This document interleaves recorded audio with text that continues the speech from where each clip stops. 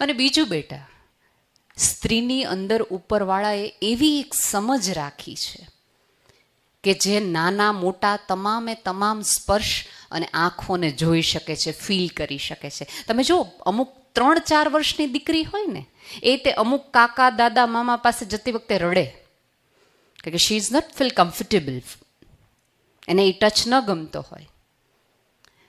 જો 2-4 વર્ષની દીકરીને ખબર પડી જતી હોય કે આ સ્પર્શ શું છે, તો 22 વર્ષની છોકરીને ખબર ન પડે કે આ સ્પર્શ કેવો છે, આ માણસ કેવો છે, આ પુરુષ કેવો છે, આ નજર કેવી છે. પડવી જોઈએ બેટા. અને જે દિવસે પડી જાય ત્યારે વટથી બહાર નીકળી જાઓ. અને અહીંયા બેઠેલી તમામ મમ્મીઓને મારે કહેવું છે કે થોડો ભરોસો તમારા ઉછેર અને સંસ્કાર પર પણ રાખો. અને બીજું બેટા, કે તમારા મમ્મી પપ્પા સતત તમારા ઉપર પૂછતાછ એટલા માટે કરે છે, એટલા માટે નહીં કે અમને તમારા ઉપર શંકા છે. અમને શંકા તમારા ઉપર નથી, પણ જગતમાં જે ચાલી રહ્યું છે ને એની બીક ને ફડફડાટ અમારી અંદર છે, એટલે અમારાથી પૂછાઈ જાય છે અને ક્યારેક ઉગ્રતાથી પૂછાય છે. કારણ કે અમને ખબર છે કે જ્યારે જ્યારે જગતની ચોક વચ્ચે એક સ્ત્રીના વાતો થાય છે ત્યારે એના વાક્યો હોય છે, એટલે ક્યારેય કોઈ મા બાપને સાંભળવા નથી ગમતા. જેમ કોઈ હોર્ડિંગ્સની અંદર, કોઈ સફળતાના મેડલ્સની અંદર દરેક મા બાપ પોતાના સંતાનોને જોવે છે ને, એવી જ રીતે જ્યારે છાપામાં કોઈ બળાત્કારના, કોઈ છેતરપિંડીના આવે છે ને, ત્યારે પણ મા બાપ પોતાના સંતાનને જોવે છે. મારી દીકરી યાર આવું નહીં થાય ને, મારા દીકરાએ કંઈક આવું નહીં થાય ને.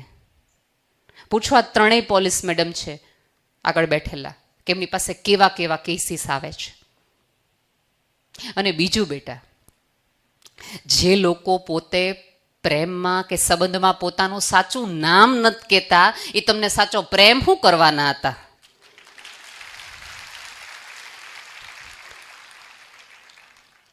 અને અહીંયા બેઠેલી તમામ મમ્મીઓને એક વિનંતી છે કે તમારી દીકરીની બેનપણીના મમ્મી યારે તમને ફાવતું હોય કે ન ફાવતું હોય, મન મળતું હોય કે ન મળતું હોય, એની બેનપણીના મમ્મી સાથે પણ થોડોક સંબંધ રાખો. ડાઉટ માટે નથી કહેતી, શંકા કરવા માટે કે ઓલા સીસીટીવી કેમેરા બનવા માટે નથી કહેતી, ખોટા જાસૂસી ન કરવા માંડતા કીધા પછી નેહલબેને કીધું હતું, બધું હતું કીધું ના, એ માટે નહીં. એ માટે કે તમને ખબર પડે કે તમારી દીકરીના મનમાં શું ચાલે છે. એણે તમને ન કીધું હોય, કદાચ એની બેનપણીને કીધું હોય, તો એકબીજા સાથે તમારી જ દીકરી છે એવી રીતે કહેવાનું રાખો. પણ સ્ત્રીઓની મોટામાં મોટી સમસ્યા એ છે, કાંઈક ખબર પડે, સિક્રેટ્સ ખબર પડે એટલે બીજા 3 જણને કહે શું નવીનમાં છે આજકાલ. એટલે કોઈ બેન એમ કે મને નથી ખબર, લ્યો તો હું ગામમાં રહ્યો છે, ઓલું આટલું નથી ખબર તમને. સાહેબ, કોકની દીકરીનું કાંઈક જાણવા મળે ને તો થોડું ઉપરવાળાએ ગર્ભ આપણને માત્ર સંતાન સાચવવા માટે નહીં, કોકની વાતો સાચવવા માટે આપ્યો છે. થોડુંક સાચવીને રાખો.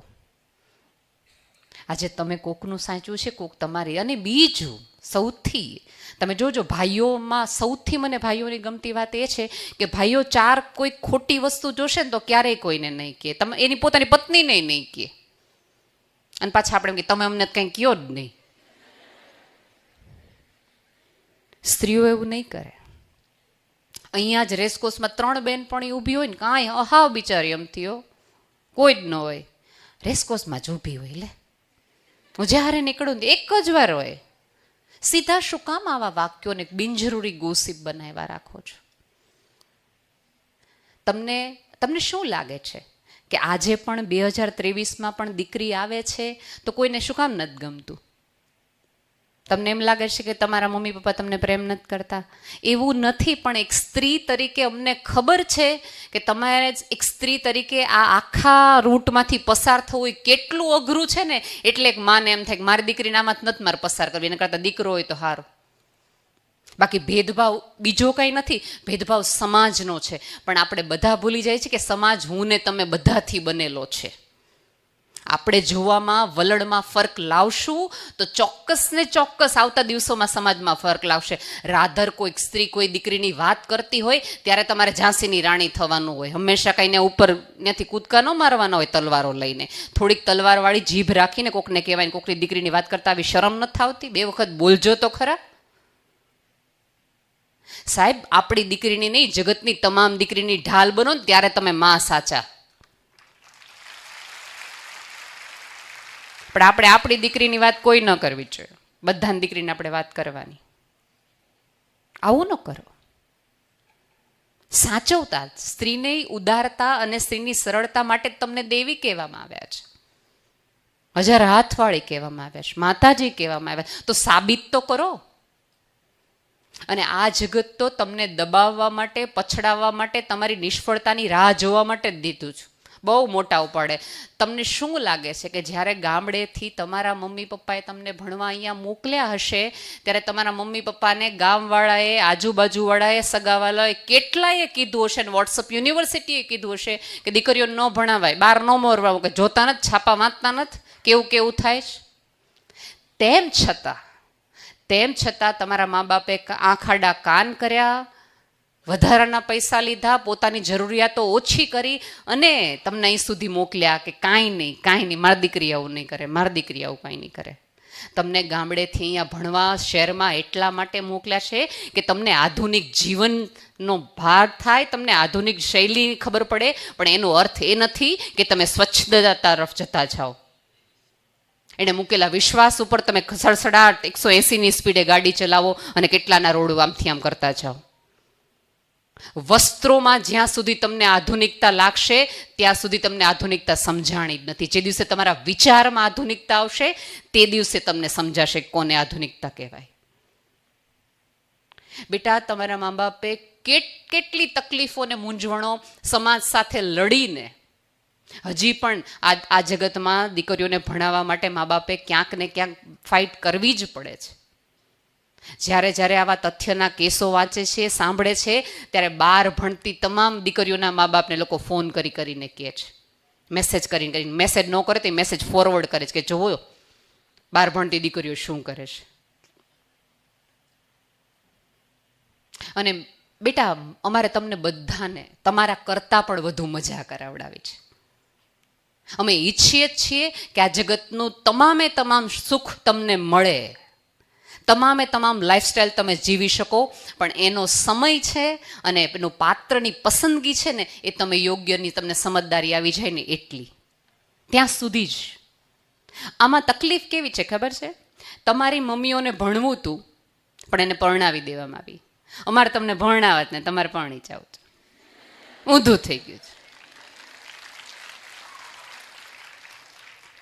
હા.